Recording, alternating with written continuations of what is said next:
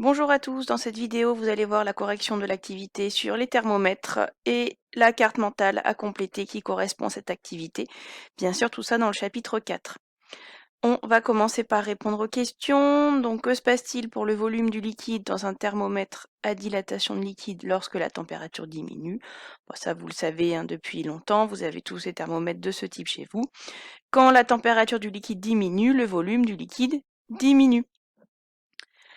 Ensuite, pourquoi est-ce qu'on va utiliser différents liquides dans ces thermomètres? Eh bien comme ça, on va avoir accès à différentes plages de température. Les thermomètres que vous avez chez vous, ils sont généralement gradués de moins 20 à 50 degrés.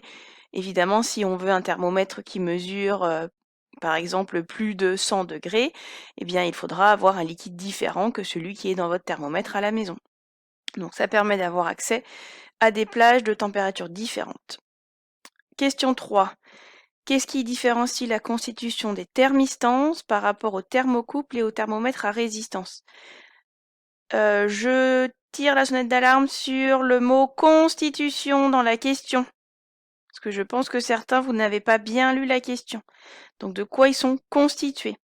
Bien, on vous dit, les thermistances vont être composées de semi-conducteurs, alors que les thermocouples et les thermomètres à résistance de platine vont être constitués de métaux. Donc les semi-conducteurs, ce n'est pas la même chose que les métaux.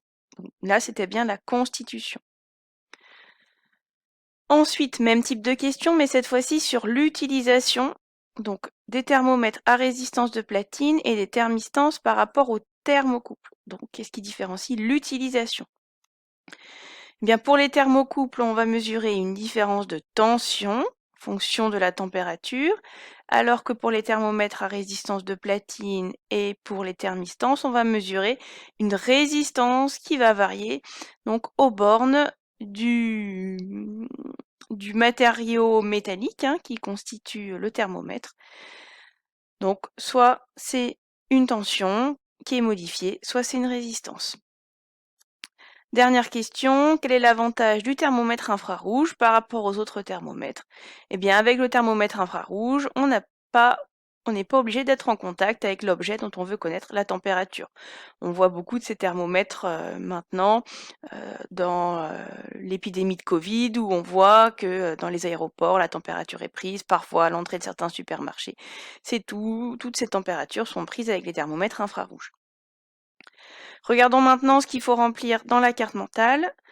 Donc vous allez dans la case les différents thermomètres sans surprise et on va mettre les 3 types de thermomètres de l'activité. Donc le premier, le thermomètre à dilatation de liquide, c'est celui où on va avoir une modification du volume de liquide, c'est le plus courant chez vous.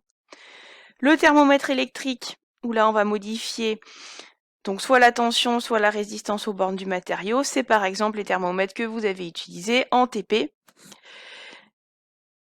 Et les thermomètres infrarouges qui sont le dernier type de thermomètre.